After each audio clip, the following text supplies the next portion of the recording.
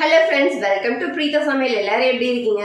இன்னைக்கு பார்த்தீங்கன்னா உங்களுக்கு தமிழையில் பார்த்து என்னடா அப்படின்னு சொல்லி திங்க் பண்ணியிருப்பீங்க. ஆமாங்க, இன்னைக்கு வந்து வேர்க்கடலை, அதாவது கடலைக்கொட்டையை வச்சு வந்து ஒரு ஸ்வீட். இப்போ வந்து குட்டீஸ்க்காக லீவ் விட்டாங்க, அதனால் ஹெல்த்தியாக ஏதாவது செஞ்சு கொடுக்கலாம். அதே போல் டக்குன்னு செஞ்சிடணும். ஏன்னா சம்மராக இருக்கனால நம்ம போயிட்டு கிச்சனில் நிறைய நேரம் ஒர்க் பண்ணுறதுங்கிறது ரொம்ப ரிஸ்க்காக இருக்குது. ஸோ அதனால் ஈஸியாக செஞ்சுட்டு அவங்களுக்கு ஹெல்த்தியாகவும் இருக்கும், நம்மளுக்கு வந்து ஒரு டக்குன்னு வேலை முடிஞ்ச மாதிரி இருக்கும். ஸோ அந்த மாதிரி ரெசிபியும் அதே போல் பார்த்தீங்கன்னா சட்னியை வந்து அந்த பொருளை வச்சு, வேர்க்கடலையை வச்சு ஒரு சட்னி டக்குன்னு செஞ்சிடலாங்க.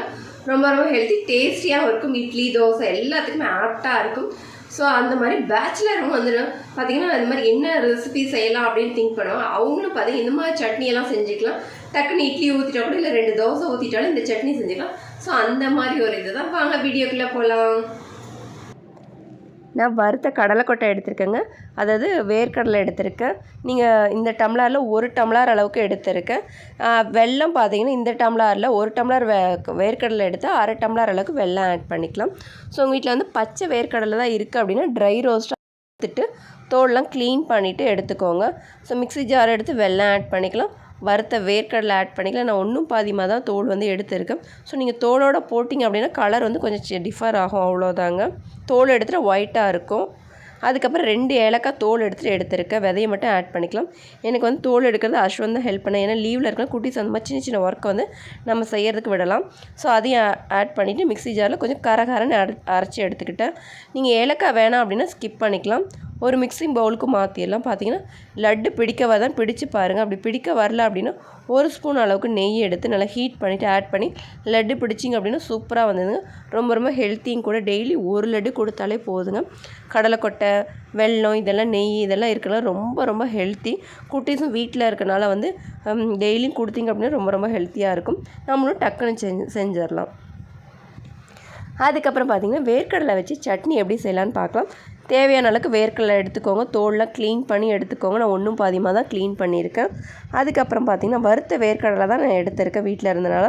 அதுக்கப்புறம் மிக்ஸி ஜார் எடுத்து வறுத்த வேர்க்கடலை ஆட் பண்ணிக்கலாம். 1 ஸ்பூன் அளவுக்கு பார்த்திங்கன்னா வர கொத்தமல்லி வந்து நான் ஆட் பண்ணிக்கிறேன். ஸோ இந்த கொத்தமல்லி தான் இந்த சட்னிக்கு வந்து ரொம்ப ரொம்ப டேஸ்ட்டை கொடுக்கக்கூடியது.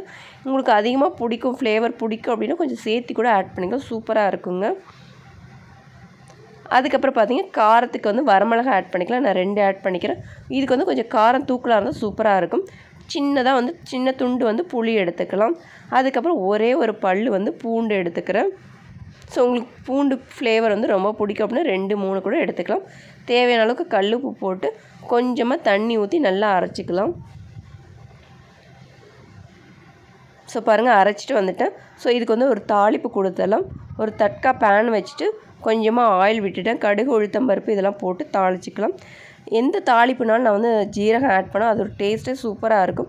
ஸோ கொஞ்சம் ஜீரகம், கொஞ்சம் பெருங்காயம், அப்புறம் கொஞ்சம் கருவேப்பிலை போட்டு நல்லா மிக்ஸ் பண்ணி இதில் சட்னியில் ஆட் பண்ணிக்கலாம். ஸோ ஸ்டவ் ஆஃப் பண்ணிவிட்டு வந்து பெருங்காயம் ஆட் பண்ணிக்கோங்க. தேவையான அளவுக்கு தண்ணி ஊற்றி நம்ம சட்னியை வந்து நல்லா மிக்ஸ் பண்ணி எடுத்துக்கலாம். பாருங்கள், சூப்பராக ரெடி ஆயிடுச்சு. டக்குன்னு செஞ்சிடலாங்க. டேஸ்ட்டு வந்து அல்டிமேட்டாக இருக்கும். இட்லி, தோசை எல்லாத்துக்குமே வந்து ரொம்ப ரொம்ப சூப்பராக இருக்கும். நாங்கள் இன்றைக்கி பார்த்திங்க அப்படின்னா தோசைக்கு தான் வந்து இந்த வேர்க்கடலை சட்னி அரைச்சிருக்கேன். இந்த தோசையும் பாருங்கள் சுட சுட வந்து சுட்டு எடுத்துகிட்ருக்கேன். ஸோ உங்களுக்கு வேணும் அப்படின்னா பட்டர், நெய் இந்த மாதிரி வந்து ஆட் பண்ணி தோசை சுட்டுக்கலாம்.